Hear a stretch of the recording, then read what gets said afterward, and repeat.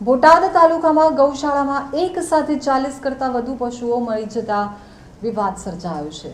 તાલુકાના નાગલપર સાલૈયા રોડ ઉપર આવેલ બાપુશ્રી ટ્રસ્ટ દ્વારા સંચાલિત ગૌશાળામાં એક સાથે 40થી વધારે પશુઓ મરી જતા વિવાદ સર્જાયો હતો। આસપાસના 3 ગામના લોકો આશ્રમ ખાતે પહોંચી પોલીસ કાફલાને જાણ કરી સમગ્ર ઘટના અંગે આક્રોશ વ્યક્ત કરી સંચાલકની ઝાટકણી કાઢી હતી। ગામ લોકોના કહેવા મુજબ મૃત પશુઓ પીવાના પાણીના અભાવે તેમજ ઘાસચારાના અભાવે મરી ગયા હોવાનું જણાવી રહ્યા છે, જે અંગે તપાસ કરતા પીવાના પાણીના કુંડ અવાડા ખાલી જોવા મળ્યા હતા, ત્યારે ગોડાઉનમાં લીલી નીમનો પણ અભાવ જોવા મળ્યો હતો। ગૌશાળામાં 650 જેટલા પશુઓની માવજત માટે કોઈ માણસો પણ રાખેલા નથી। ગૌશાળામાં ગામ લોકો પશુ મૂકવા જાય ત્યારે તેમની પાસેથી 2500 રૂપિયા લઈ પશુને ગૌશાળામાં પૂરી દેવામાં આવે, તેની કોઈ સાર સંભાળ રાખવામાં આવતી નથી, જેના કારણે આ પશુઓ મરી ગયા છે, તેઓ પણ ગામ લોકો જણાવી રહ્યા છે। 50 ढोर नहीं मरा है साहब, ये ढोर मरा है, बच्चा मरा है, सब ढोर के 15, 14, 15। ये बीमार था पहले, अब बरसात आ गए, एक बीजा मोटा गाय बीजू नानी गाय के गड्ढा हो जाने से दाब दिया, जिसके चलते ये सब मर गई सब है। એટલે કેટલા સમયથી આ મરવાનો સિલસિલો ચાલુ? ना ये मरवा बरसात के चलते 2-3 दिन हुआ, 2 दिन। अच्छा, 2-3 દિવસમાં આટલા બધા ઢોર મરી ગયા? 2 दिवस बरसात 4-5 दिन से है, 5 दिवस में ऐसा हुआ क्या? क्या ने डिस्ट्रॉय क्या કર્યા આપણે? हैं डिस्ट्रॉय क्या કર્યા? નાખ્યા છે क्या? नाखा बस बाजू में जो है गड्ढा में नाख दिए थे।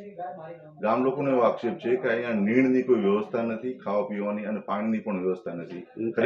ऐसी कोई बात नहीं कि साहब, अभी गोदाम में हमारा नीर पड़ा हुआ है और हमारा 200-250 मन प्रतिदिन सूखी के कंज्यूम है। बरसात के चलते बीजू आया नहीं, हमारा नागल थी बोटाद से आ रहा है, नवड़ा से कोड़ब आ रहा है, समझे ना।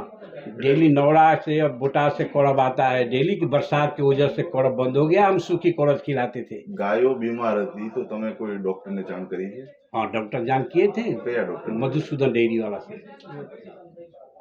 અને આવીને એમણે શું કાર્યવાહી કરી? કોઈ हाँ, तो દવા इंजेक्शन वगैरह आपे તો એનાથી આ સાજા નો થયા ડોક્ટર? આ બધા ઢોર મરી ગયા? ना, इंजेक्शन आपा आपके चला गया, बाद में सुबह देखे तो मरा पड़ा है। ગામ લોકો માંગ કરી રહ્યા છે કે પશુઓને સુરક્ષિત જગ્યા ઉપર સ્થળાંતરિત કરવામાં આવે તથા આ ભૂતડા દાદા આશ્રમના સંચાલક ઉપર જાણી જોઈ પશુ વધ કર્યા હોવાનો ગુનો લગાવી કાર્યવાહી કરવામાં આવે। શું કઈ ઘટના શું?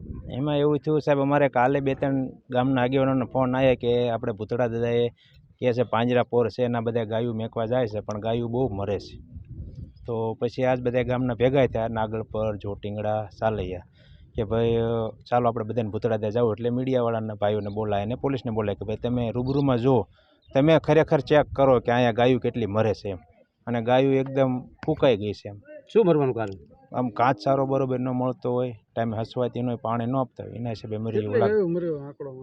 અંદાજે 50-60 જેવી મરી છે એવું લાગે છે, પણ અત્યારે જોઈએ તો ઉકાળામાં થોડીક હતી, થોડીક આમ ખાડિયામાં હતી, 30-35 તો હાલમાં છે, 2-3 લોડરમાં પડી છે। ગામ લોકો શું માંગશે?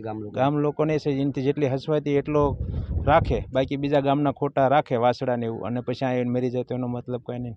આ ગૌશાળામાં ગાય મૂકવામાં આવે તો એને પહોંચ આપવામાં આવે છે, કહે છે લોકો કે 2500 રૂપિયા લઈને મેકવામાં આવે છે। હાલમાં સંખ્યા કેટલી છે આ ગૌશાળામાં?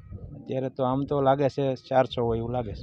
આ જગ્યા સરકારી છે કે કોઈ ફાળવેલી જગ્યા છે? હવે સાલૈયા સરપંચ એમ કહે છે કે અમારે સરકારીની જગ્યા છે, સરકારી પડતર છે। હાલમાં પશુ કેટલા હશે આશરે અહીંયા? 400 આજુબાજુ। 2 દિવસમાં અત્યારે અંદાજિત 50 થી 60 અંદાજિત અત્યારે હાલની પોઝિશનમાં 30-35 તો પડ્યા જ છે રેગ્યુલર, અત્યારે અમે બધાએ જોયા। અને 2 દિવસથી આ લોકોની વધારે પડતી ફરિયાદ હતી કે ભૂતડા દાદાએ આવડું મોટું પાપ થાય છે એમ, એટલે એનો કંઈક નિકાલ કરો એમ, બરાબર છે। એટલે અમે અહીંયા બધા પહોંચ્યા, ટીમ બધી પહોંચી, પોલીસ થાણામાંથી મીડિયાવાળા ભાઈને બધાને લાવ્યા, અને આ અમે રજૂઆત કરવા આગળ બધી કાર્યવાહી કરશું।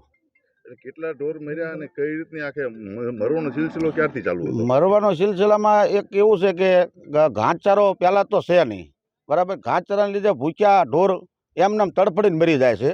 એટલે જે એની પાસે તો વ્યવસ્થા ન હોય તો એને ગાયું એટલી બધી રખાય જ નહીં ને એમ। એની પાસે માનો 200 ગાયોની વ્યવસ્થા 200 જ રખાય ને, વધારે સુલા રાખવી પડે એમ।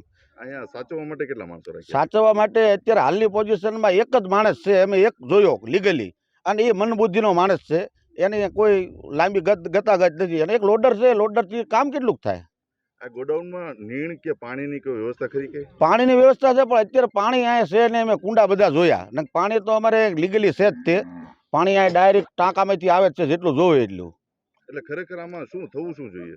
કઈ નહીં એનેથી તો ઢોરનો હસવાતા હોય તો આ ગૌશાળામાં પાપ તો ખોટું લેવાનું ને એમ થયું એટલે પાપ.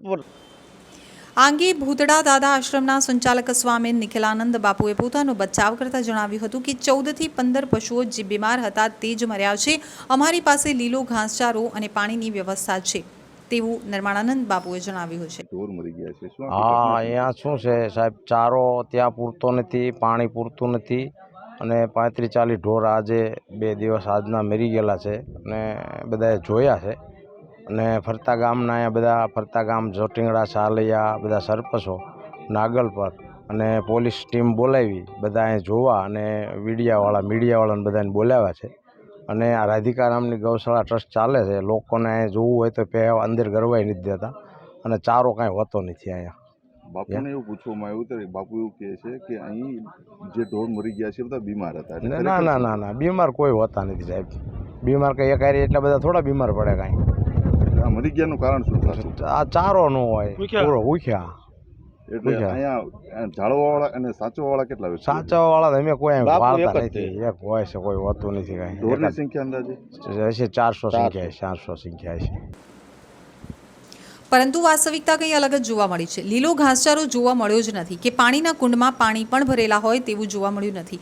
બીજી તરફ મધુસૂદન ડેરીના ડોક્ટરને પૂછપરછ કરતા તેઓએ કોઈ પશુ બીમાર હોવા અંગે જાણ મળી નથી. ત્યારે ખોટી આક્ષેપબાજી કરી પશુઓના મોત અંગે ઢાંક પીછોડો કરવાનો પ્રયત્ન થઈ રહ્યો છે. ત્યારે સમગ્ર ઘટના અંગે દ્રશ્યોમાં સ્પષ્ટ જોઈ શકાય છે કે તેમ આશ્રમના તમામ દિશાઓમાં મૃત પશુઓના મૃતદેહો જોવા મળ્યા છે. હજુ અનેક ગાયો અને વાછરડાઓ પીવાના પાણી અને લીલા ઘાસચારાના અભાવે તરફડી રહ્યા છે. ત્યારે તમામ પશુઓને નિભાવવા માટે યોગ્ય વ્યવસ્થા કરવા તંત્રએ આગળ આવવું જરૂરી છે.